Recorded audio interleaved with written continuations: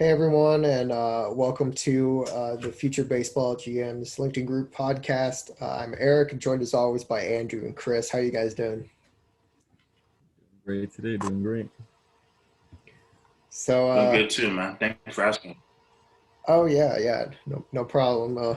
It's kind of curing our off-season baseball blues and recording an episode. So, I don't think we've recorded one since the World Series started. So, since then, obviously the World Series is over. The Dodgers won. So, I guess we'll start off today, sort of recapping that series. What are your guys' thoughts on the Dodgers winning? Um, I think it was kind of obvious. You know, I think we all predicted that they were gonna win. Um, the Dodgers. I mean, they built such a beautiful team this season, and the Rays. They were a great Cinderella story. It was fun while it lasted. Um, you know, like I said last time, I'm excited to see what Randy does. To see if he continues his hot streak into next season. So I think it's gonna be interesting to look for. And honestly, the Rays, they're only going to get better from here. So, it won't be their last time. I think they'll definitely be back within at least the next 3 to 5 years. Oh, in a span of 3 to 5 years, they'll definitely be back, at least once or twice, and maybe they'll win because their farm system is still deep. Some of the players they have are still, improving, but it was obvious the Dodgers were going to win. I think ever since they got Mookie Betts, I think it was kind of obvious they were going to win.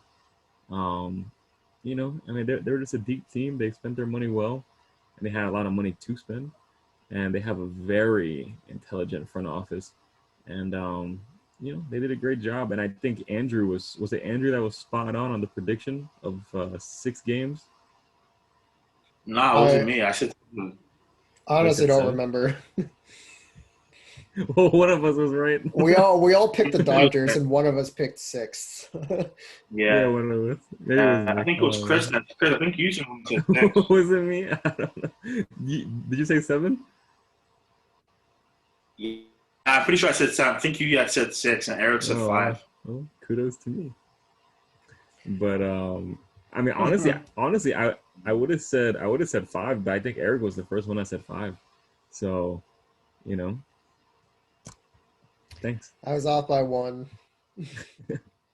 Is game four that got me? uh, so, That was quite a game though. That one is one of the probably the best World Series games ever. And honestly, I kind of feel like the series peaked at that game, and you know, honestly, games five and six were pretty boring after that one. I hate to say it, but it was kind of all Dodgers from there on. The Rays just kind of rolled over in the last two games, but yeah, I think it's I'm kind of with Chris. It's like okay, the Dodgers they got there.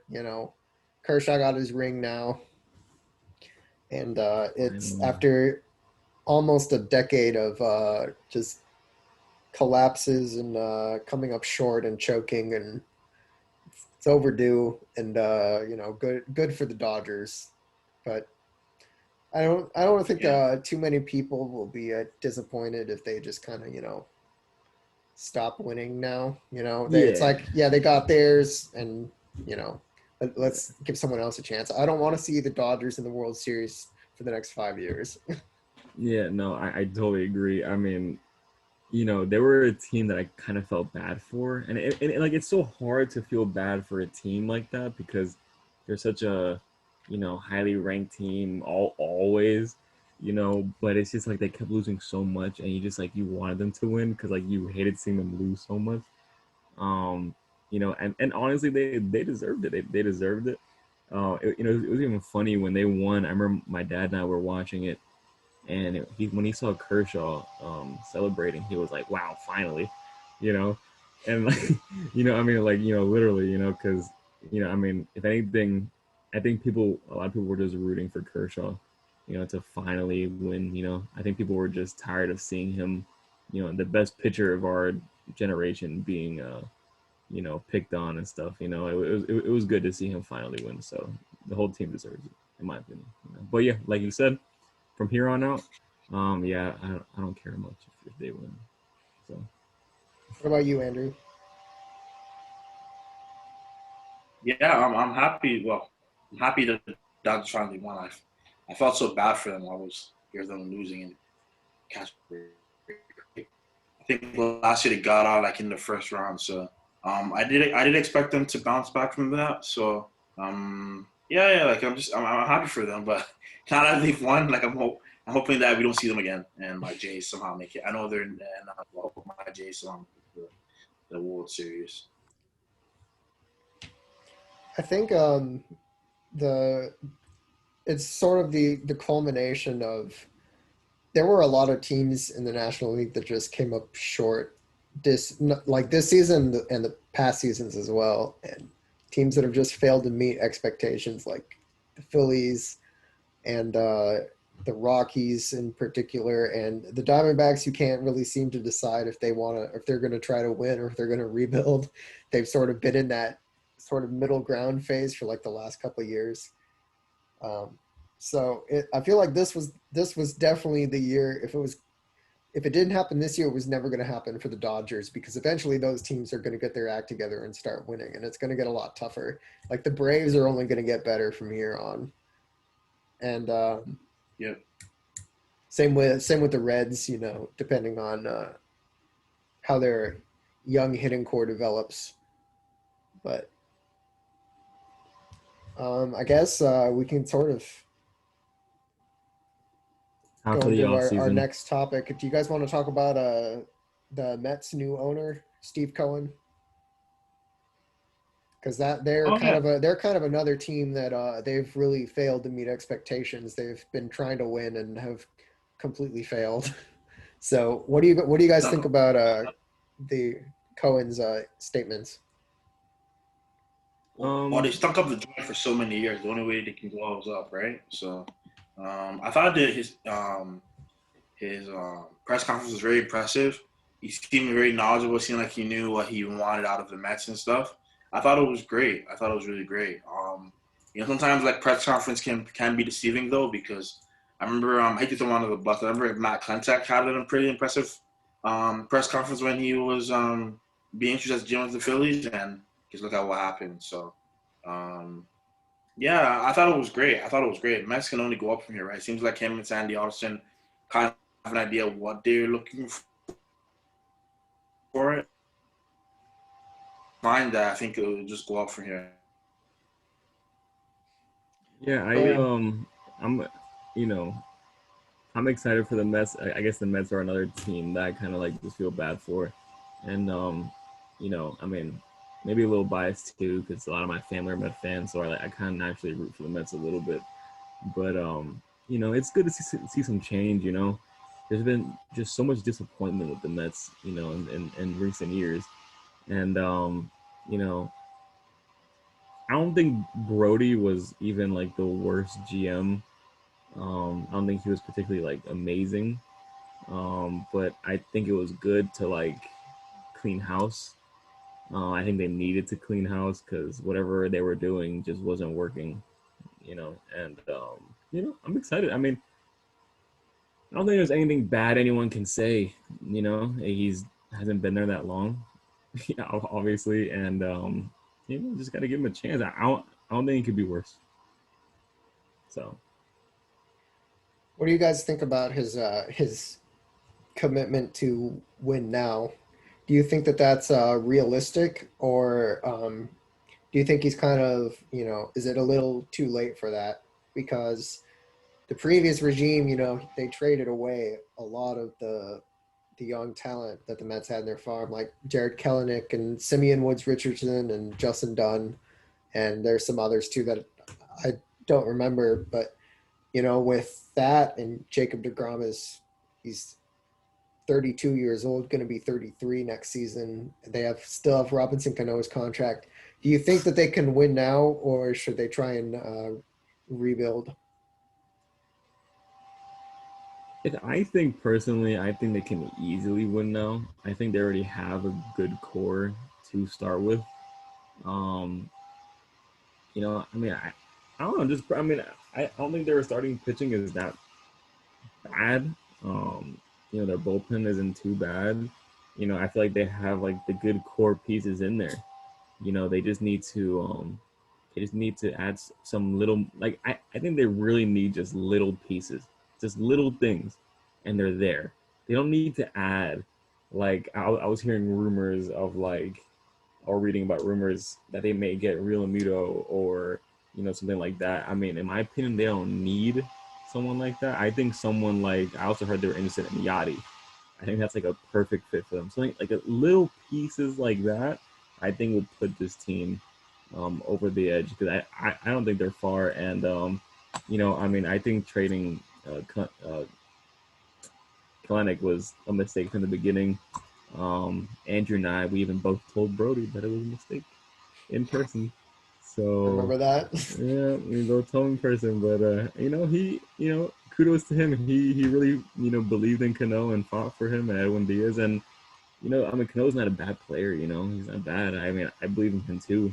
You know, um, it's kind of like what I said for a while on this podcast was that, you know, instead of spending big bucks on a player like Cano, they could have used that money to add players here and there, like multiple, to fix multiple weaknesses that they had. But instead, they spent, or they had to take in all this money just for one guy, and that one guy was already kind of old.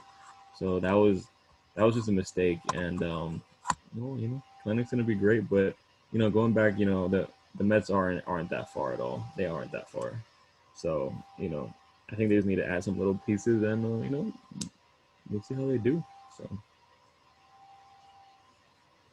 Yeah, to answer your question in terms of the win now mandate and stuff, I understood it differently. I thought he was saying that if we don't win in the next 3 to 5 years, meaning that even if like we don't necessarily make the moves now, but make it down the line to like augment the team, that we could potentially if we potentially don't win, it would be a mistake. I didn't think that he meant like they don't. Maybe I'm wrong, but yeah, like if he did mean what you're saying, then I would say I can definitely, baseball isn't like basketball where it's like it's hard to win necessarily now. Like you have to, a lot of things have to fall into place. You have to draft right, you have to sign the right players and stuff. I feel like baseball and like even hockey, like it's kind of like it's easier to win now. It's easier to win now. Look at like even like the Vegas Golden Knights that made it to the finals that one year. I'm trying to think baseball teams, like we always see worst to first teams all the time, right? So yeah, I definitely see it like it can be possible with the Mets that they could definitely win now. Do I think it's gonna happen? It depends on who they bring in. It depends on who they bring in. Yeah. So to answer your question, that's what I think. What do you think, Eric? I mean, I kind of already said, I guess maybe I was biased when I was talking about trading away the young talent. Because I mean, I've talked about how much I love Kellenic. He's probably my favorite hitting prospect, if not my favorite prospect in general. Um, but yeah, I feel like if I was taking over a team like that, I would want to, you know, acquire the players that I want to acquire, and to me, like to do that, I would make like everybody available almost. I think if you're coming into a team with a situation that the Mets are in, like that would be me. I would make everyone available. And if you don't get, say you don't get the right offer for DeGrom, you can hang on to him. There's nothing wrong with that. He's a fantastic pitcher. Um, but that would be what I would do. You just kind of have to explore every possible option. Yeah. But I think it is. I could be misinterpreting what he said. Like you said, Andrew. He could be talking about a 3 to 5 year plan about if it's being competitive in year 5, then yeah, that's a lot more reasonable than being competitive in year 1s through 5. Yeah. do you think we can transition now into Tony La Russa, your favorite? Sure. So Chris, why don't you introduce that topic? Well, to everyone's surprise, Tony La Russa got hired as the manager of the Chicago White Sox. Um, The guy's even honestly, even to Rick Hahn's surprise.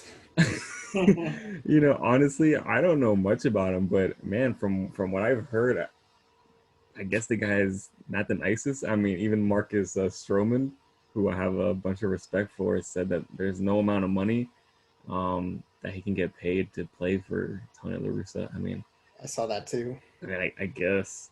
I mean, if the White Sox offered him 40 million, he still wouldn't take it. I mean, that's a shocking statement. So, I mean, from my experience, I know Andrew and I, we both met Tony La Russa last year in San Diego. He was a nice guy. So, he was pretty nice. But I had a friend, because it was funny, because I was talking about this with my friend recently, and he told me, he said, being being on the field and off the field are two different things. You can be the nicest guy off the field, but And an asshole. a Yeah. hole, yeah, like on the field. So, maybe he was like that. I don't have experience with him on the field. Um, and obviously it isn't the best, but he does have a resume that has success. So I say give him a chance. I have no problem with it. I think it's interesting. I think it's interesting. I know that there is questions about analytics and stuff. He is a bit older. Is he like in tune with all this new stuff? We'll see. We'll see. The White Sox have a pretty good. They have a lot of good talent, and Tony La Russa. He's obviously he's had previous success, and we'll see if he can do it again. So I mean, I say give him a chance, but some people aren't happy about it so far. So what do you guys think? I'd be interested to see what happened when Tim Anderson bat flips next year. What Mm, what the Roosters' reaction will be. I'm yeah, really you interested in see, seeing that. Yeah, you see, I didn't but even think about that. yeah, but it's one of those things where it's like I haven't really touched about like his off the field stuff or what happened with the DUI and stuff, right? Was it DWI or DUI? Was it driving while intoxicated or driving under influence? I think it was a DUI. Yeah, it was Oh, DUI. okay, Yeah. okay, yeah. So I'm surprised if the White Sox knew it and still hired him. I'd definitely be surprised about that. But I guess we won't know until like more the facts come out and stuff. But I think they admit that they knew or something or not yet. The report from, I think it was Jeff Passan. He reported that the White Sox organization was aware when they hired him. Of course, that is just a report, but it is Passan, who I think he's pretty reliable. Reputable, yeah. And the thing is, this isn't even his first DUI. Like, he got one in Florida during spring training, it was more than a few years ago, but still. That and his reputation with steroids, like, he allowed steroids in both Oakland and in St. Louis with Canseco and McGuire.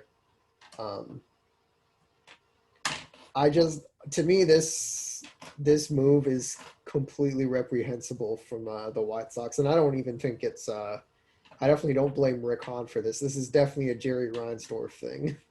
This is definitely his decision, and it just really sucks that the White Sox, who are such a fun, young, talented team, is going to have this old fuddy-duddy manager that is not going to let them express themselves. Like, I just don't understand it. I Yeah. don't understand this move at all. Yeah. I know they said Rick Renteria. The reason why like Hardy wanted to let him go was that he what did he even say? Something along the lines of like he didn't hold players accountable. I thought it was a bunch of BS, to be honest. I think they just got rid of him because like they felt an opportunity to get Tony La Russa. So that's just me. Maybe I'm wrong. Yeah, I'm just gonna say it. There's like too many old white guys in baseball, and Tony La Russa is just another one of them.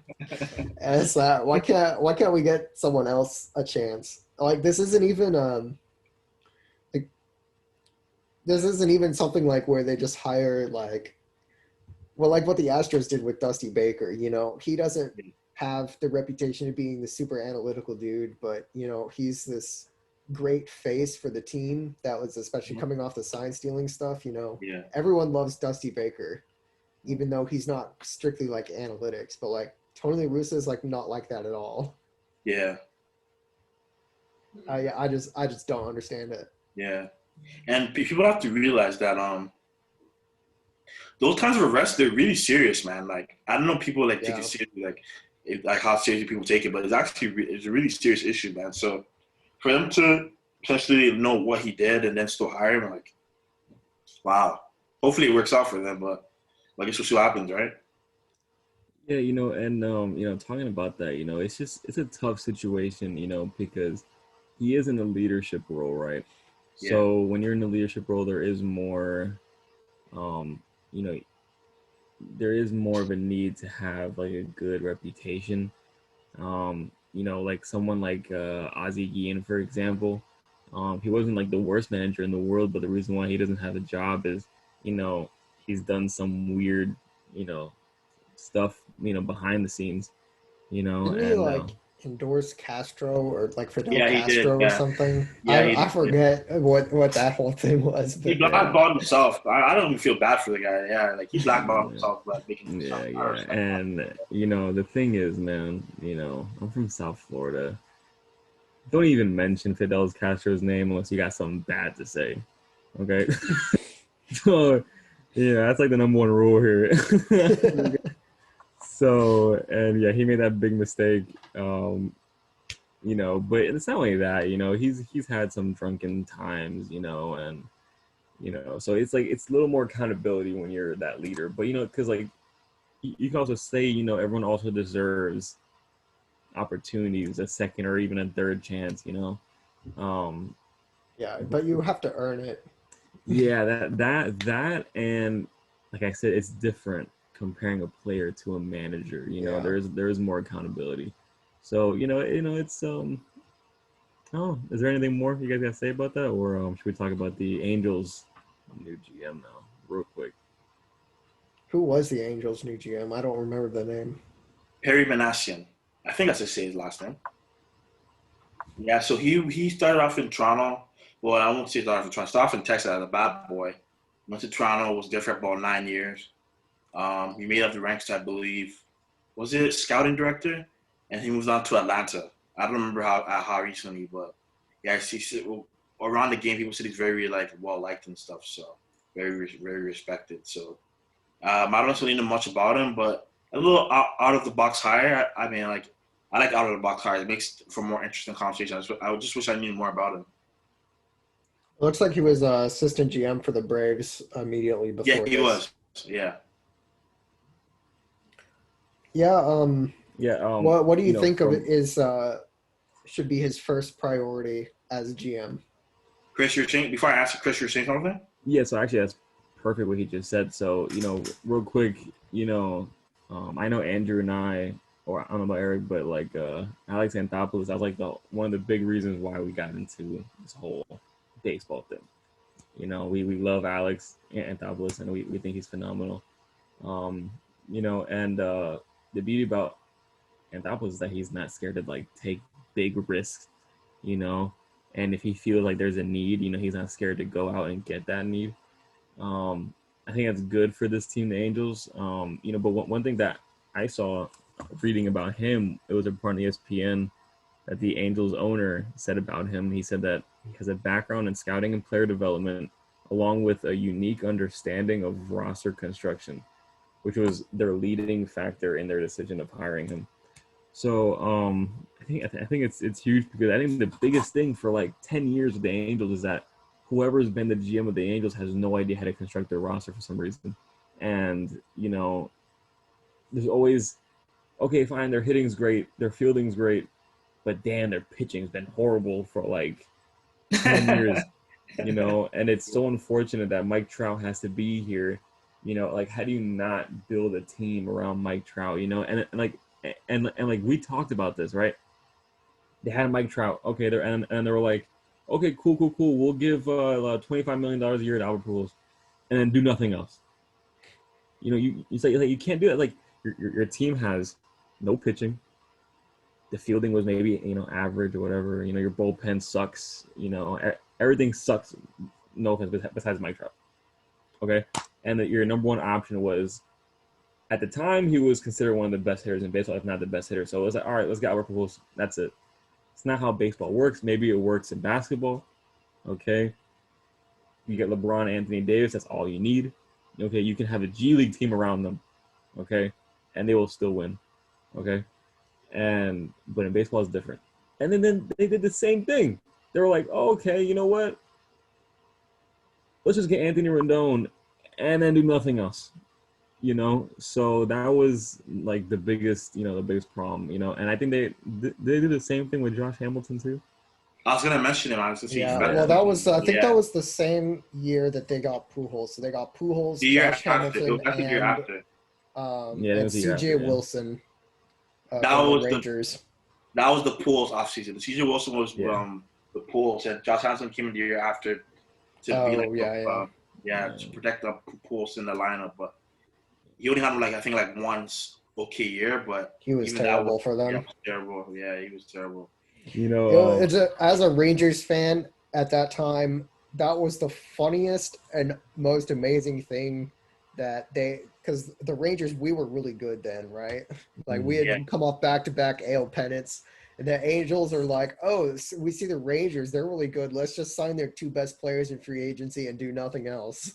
And it didn't work at all. I don't know if you guys.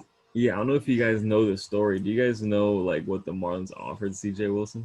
Do you guys know? Yeah, I remember. I remember. Yeah, I don't remember. I think we talked about this on an episode like that. The Marlins, when they were talking to CJ Wilson, I don't think he was that interested in coming to Miami.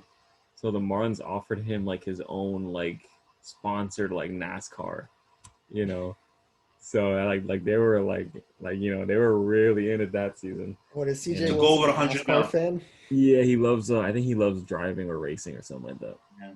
So and they offered him the most money too, but he rejected it to go sign with the Angels. Yeah, they offered him $100 million. Whatever. I don't think anyone won that besides CJ Wilson, to be honest. So. Yeah.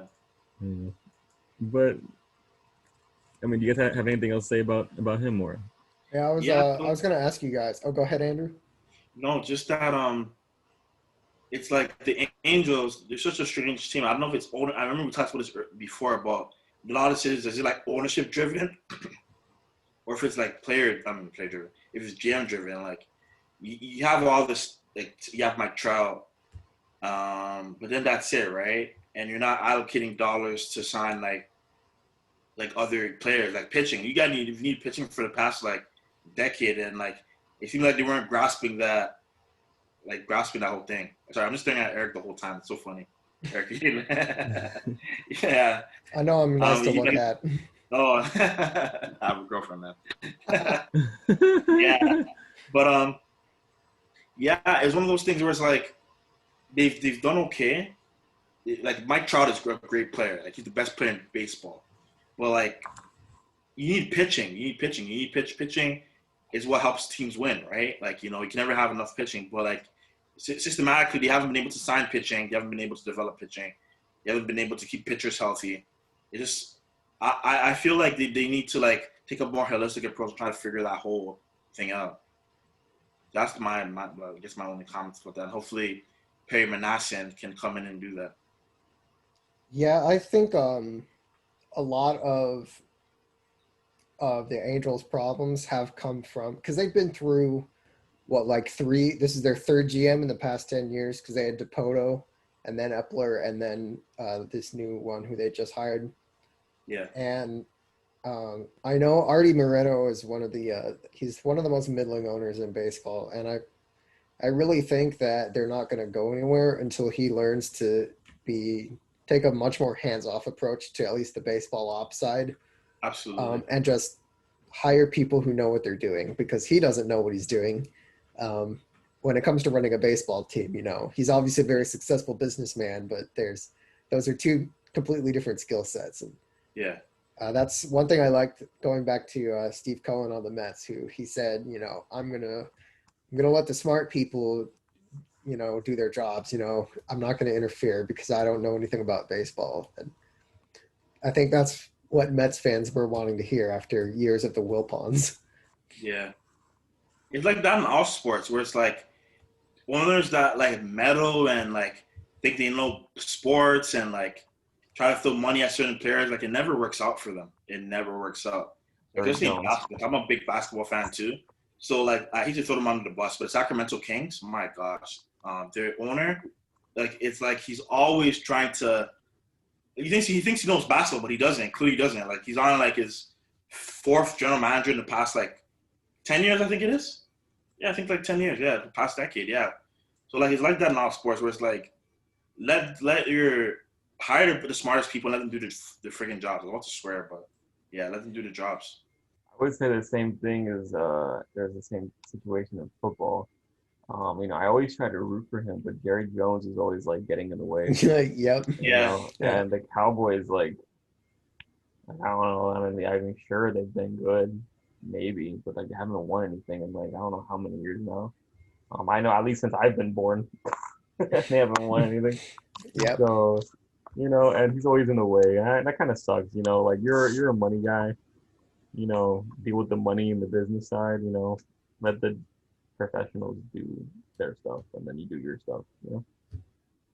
But you know, yeah, whatever. I guess when we all become billionaires, we'll just get it soon. But I think another big hiring. I think the biggest news from baseball, I think in the offseason so far, was the hiring of Kim Ang. It's pronounced Ang, supposedly. Oh yeah, Dang. yeah. Okay. I was Yeah, wondering how you Yeah, yeah. pronounce it. yeah. I felt really stupid. I kept pronouncing it like Kim Midget or something like that. But I watched it. I watched an interview, and she was like, "Yeah, it's Kim Ang," and I was like, "Oh." Okay. So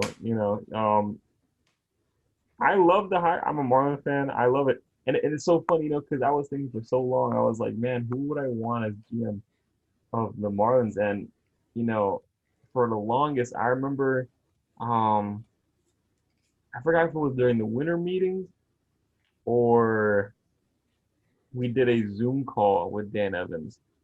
And someone asked a question about like a potential GM or something like that in the future, and he mentioned Kim Ang, and he was saying how like Kim Ang's like amazing and stuff. And I think he was one of the people that hired her when she was on the Dodgers. Yeah, he had her And twice. yeah, and and honestly, I'm not the person to be like looking at like okay, like, you know, she's Asian woman. I just think she's great. I think she's perfect. I mean, I have here from John Morosi. This is from John Morosi, a tweet. It says Kim Ang has 3 World Series rings. Okay. Well, been on teams with three World Series, so obviously have 3 World Series rings. Teams that have been on to 8 postseason experience appearances as an executive. She was assistant GM of the Yankees, of course, and the Dodgers. And then she spent a decade in the commissioner's office. And pretty much he said it's pretty much one of the greatest resumes of any first-time GM. So I I think it was awesome, and why not? Why not? I mean, like like I said, I'm never the person to be like, oh man, like this person is a minority, whatever, whatever. You know, she has the best resume, period. Period. And I think that's what was the driving factor. And I think Jeter made it like that. That she had the best resume. I don't think anyone could have beat her for that job. I don't think there's anyone. She had the best resume. Done deal. And it was a great day for baseball. I know baseball has had a problem of having women working in baseball, and I think it's a great first step. I think it was a huge first step actually. So and I think she's gonna be great. I've watched interviews on her, and she's such a great speaker, and she seems so genuine, and I you know I think she'll do good, and she seems like which I really love. She seems really open. She doesn't seem like an arrogant person that she knows it all, which I love.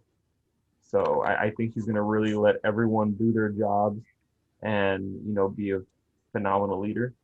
And I'm excited. I'm excited.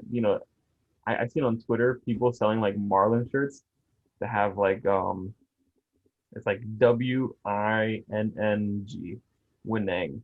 So I'm excited, Yeah. man. Creative. I'm excited. I'm excited. I'm excited about it. I love it. I love it. So Yeah, I'm kind of I'm the same way. I think it's definitely the she's the right person to be the first female GM. Mhm. I just think that it's kind of strange that they fired their old GM after their first playoff appearance in like 15 years or however long it was. Um, I mean, it's an odd time in their rebuild to bring in a new leadership, but if they think that she can get them there probably sooner and make them better for longer, and she's the right person to do that, and they obviously do think that, I would say go for it. It's just definitely an unconventional move to you know have a GM change in the middle of a rebuild. I wasn't really expecting it going into the off season. Yeah, and I wasn't expecting it either. I actually expected him to get fired when Jeter first came in. I thought Yeah, Jeter was gonna let him yeah. go. And they never did. And honestly, I actually met Michael Hill once, and he's a really nice dude. Like one of the nicest people I've met. But I never fell in love with a lot of deals he made. With his time, in the with the Marlins and stuff. I never like really fell in love with any deals that he did. Maybe a couple, like the Sergio Romo deal he did for Lewin Diaz, or even like honestly, I can't. There were so many mistakes, man. You know what I mean? I can't like the things that come up to me are like the Dan Straley deal. You know, the one where they gave up Chris Paddock. You know, Oh it yeah. was Who do they get for him? I don't even remember. Fernando Rodney. um yeah. Really, Fernando Rodney? Yeah, Mhm. yeah. And they actually had a deal. Okay, they had a deal in place. The Marlins traded originally. I don't know if you guys remember this. The Marlins traded originally Carter Cap, Luis Castillo, oh man, Josh Naylor. I forgot who else for Andrew Kashner and Colin Ray. I think his name is right, Ray or Ray, whatever. Yeah. But then he got hurt, so they First ended up pitch. getting Luis Castillo back. But then they ended up trading Luis Castillo for Dan Straley.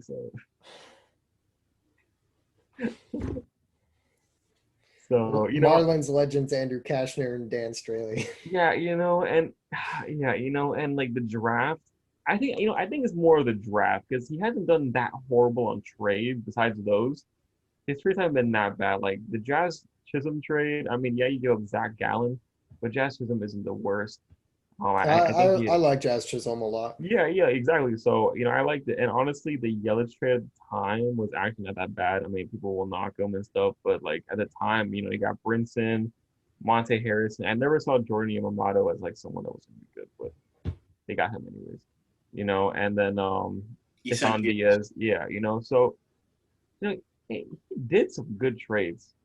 So especially like he's good on like the smaller ones, like the smaller deals, like the ones no one like really cares too much about. Like when he traded D Gordon, for Nick Knight or whatever. His name is it Knight? I'm so bad at pronouncing names. G. You Me know, too. That's okay. you know, and like that was a phenomenal trade. But yeah, it's just the draft to me is also was a big thing that might why he got fired. I mean, I was never a big Connor Scott fan. Um, and who else in the Marlins draft in the past few years? Man, They took Tyler, the I day. remember Tyler Kolek was he was a big bust. yeah, but that was Yeah, probably that was like the that was the crazy Blurry year. Buying Fest regime, no? Yeah. Yeah, I believe so. I believe so. He's actually a free agent right now. Tyler Kolek. Yeah, he's a minor league He free was in agent. the minors for so long. He's a free agent now. Yep. Wow. Ouch. Time flies, So man. so the Marlins. Oh, yeah. I think he started getting like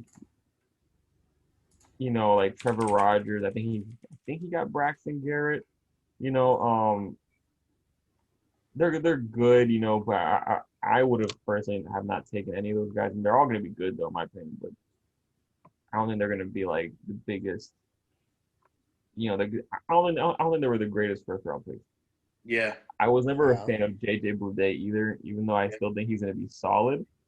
But I never saw him as like this guy's gonna be, you know, the best or whatever, And Mayer, yeah, I think he's gonna be good. I think he's gonna be good, but I I would have think he'll loved be to a have good seen. reliever. I mean, I like him. We'll see, but I Yeah. would have loved to have taken like Asa Lacy instead. That was my that was my guy that I wanted. He went right after Meyer, right? Yeah. Mm, The pick right after. Oh, yeah, I definitely liked Asa Lacy much better than Meyer too. yeah, So I don't know. It's little too many mistakes. But so I mean, I think he should have probably been let go a little earlier. But you know what? Whatever. We got Kim Ing. End of the day. Yeah. So I I'm thought it was. I excited. thought the move was great for her, great for the Marlins, great for baseball. I'm just really happy, man. The only person that's probably happier than us hearing this is Dan Evans, because like I spoke with him like yesterday, through text, and he's like really elated, like, for her and stuff. So Yeah. No, I mean I remember him talking about her all the time, man. yeah, And he's been saying for such a long time that there's no one more qualified for a GM position right now than Kim Eng. yeah, He's been saying it forever. So, but kudos to him, man. I respect Dan Evans a lot. So, yeah. you know, he has good eyes for Oh yeah, talent he like has a that. really So, good eye for talent hiring people. I'm not surprised he hasn't gotten another shot to be a GM himself. yeah, no, Yeah, for sure. So yeah, I think it's a great thing for baseball. yeah. I think she's the first GM in like North American like sports. Like I'm pretty sure like there's never been a female GM in like the NFL, NHL, I saw that Yeah. too. yeah, NBA or any of that. So I think it's just big for sports in general. So And also earlier this year, so I don't forget, I think it was the Giants who they had their first female coach as well. mm-hmm. Um, was it the Giants? Or am Yeah, I yeah, yeah, yeah, thinking yeah. wrong? Okay, yeah, I Yeah, I thought it believe was. so. So yeah, we have the first female coach and then the first female GM. So it's pretty cool. Yeah, it's interesting. I mean, it's like I said a million times before. I'm gonna say it a million times again. Is that like me personally? Like I've never really cared. You're a woman, minor, whatever you are. If you have a great resume, man, like, and you're gonna bring something of value to this team, that's all that matters. Yep. That's really all that matters. Yeah. So if they think they're good, man, like, you know, that's it. End of story. Nothing else to say or think about it. Yeah. So it's awesome to see that baseball is like kind of once again being like the bridge to things like this again. So it's definitely interesting to see. So Go Jeter. yeah. Is there anything else? Do we want to go over the end of season awards briefly? Yeah, let's go through it briefly real quick. Yeah. I say that I make a motion that we skip over the Gold Glove and the Silver Slugger because I don't care about them. Yeah, Yeah, I didn't know. for sure. I It's have the 60 list. games. How do you determine a Gold Glover in 60 games? I'm sorry. I saw No. Isai Kleiner Falefa won a Gold Glove or something. Did he win a Gold Glove? I think. Yeah, he did Or at third base. yeah, like I'm sorry if nothing against Isai Kleiner Falefa, but if he's winning a Gold Glove, what does that tell you about A, the Gold Gloves, and B, a 60 game baseball season? Was he terrible the year before, defensively? No, he's not terrible, I don't think. Um, actually, that's curious. I haven't really looked at his page too much. I maybe not know what I'm talking about. I'm curious actually what his defensive stats actually are. Okay, so he had 2.8 defensive value on Fangraphs. It's not terrible. And, you know, I mean, I think just this year overall is just such a weird year for awards.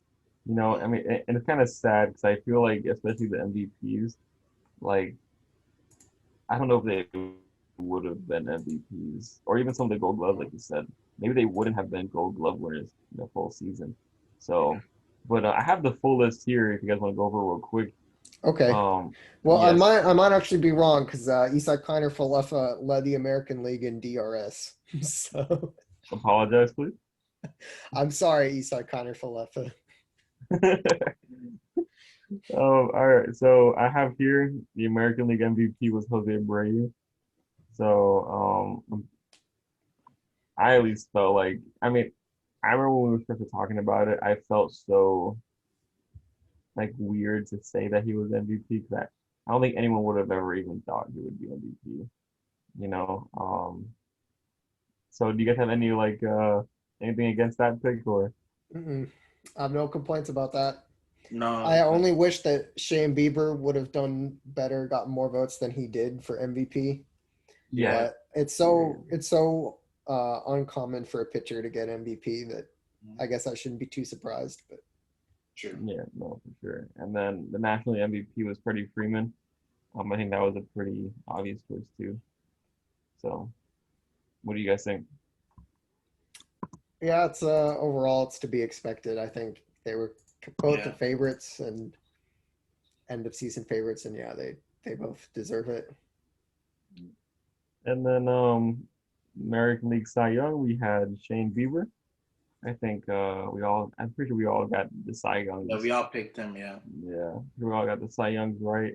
Shane Bieber had a phenomenal year, so I think he was definitely deserving of it. You know. And then the NL Cy Young is the face of baseball, Trevor Bauer, future commissioner. So Yes. honestly, my favorite player this past season, honestly. My favorite player for the past couple seasons. Yeah, I'm excited to see where he goes next. I think the next episode we got to do the free agent predictions. So Oh yeah. yeah, because I'm definitely excited to see where he might go. So yeah, but and then these were I think a little more debatable. But we have the American League Rookie of the Year was Kyle Lewis. Anything against that one? No, really, he did fall off a lot in the first month. Mm-hmm. But there was a time where he was not just the best rookie, but like one of the best outfielders in baseball. To start the season. Yeah, to start. He was off. He was off to such a great start. And you know, it's great to see that this is the beginning from the young talent on the Marlins. You know, it's really fun to watch. Or the Mariners. Sorry, yeah, the Mariners.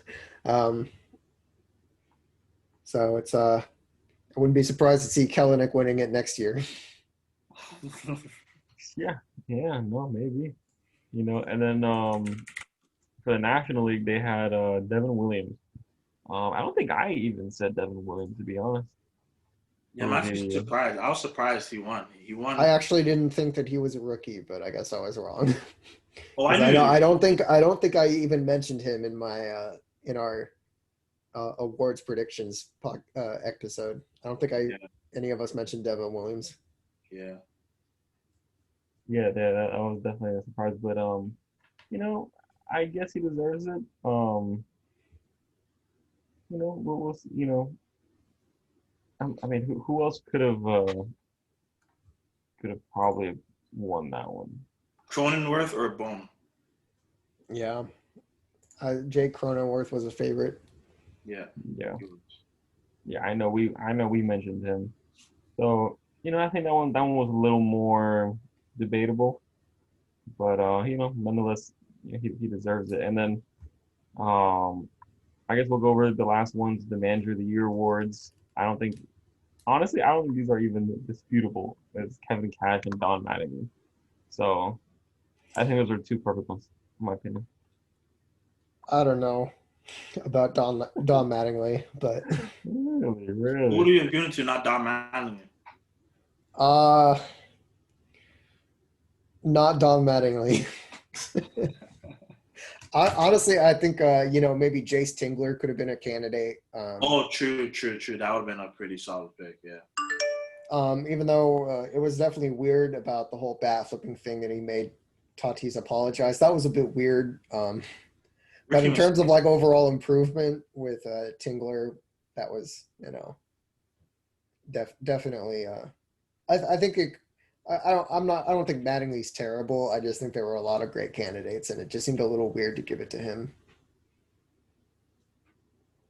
No, I In the understand. AL, I don't agree with Ketka. I would probably give it to Charlie Montoyo only because the Jays weren't expected to make the playoffs. Like even if it was shortened season, like we were projected to be like one of the bottom tier teams, and we somehow was able to finish above 500 record and make the playoffs, even though we got bounced by Tampa.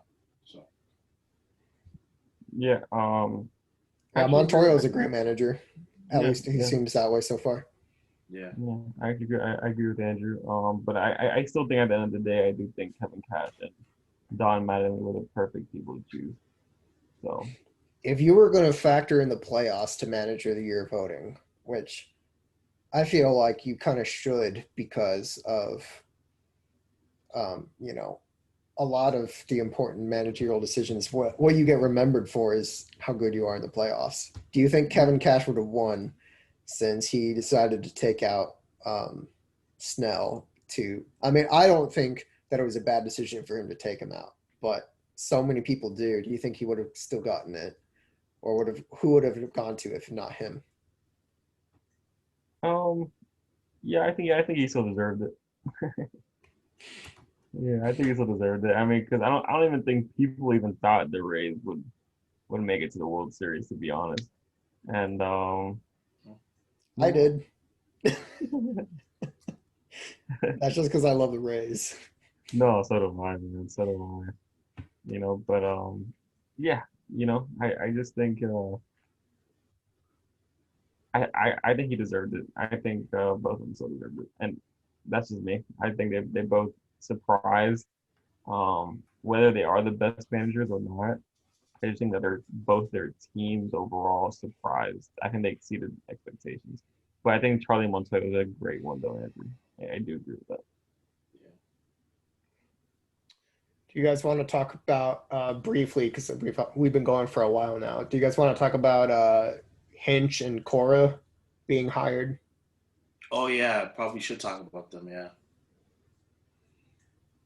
I think the course of hiring was a little bit more surprising, only because like I thought he might have blackballed himself from potentially working in baseball ever again, but I guess not, right? In terms of Hinch, they're both great managers. I'm surprised he went to the Tigers though, because Tigers I don't know what they're really trying to do. They have good pitching, but like consistency with like their hitters and stuff like that like hasn't been there. And so I thought he might be more selective in picking his next job. But I guess he really thought the Tigers job was appealing.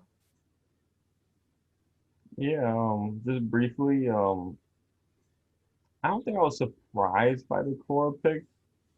Um, because I know he was so loved in Boston. So I wasn't really surprised that he went back, but I was surprised that AJ Hinch got a job again so quickly. Really? Yeah, I don't know. I just didn't think he'd be back so quick. I thought that teams would be kind of scared to hire him again.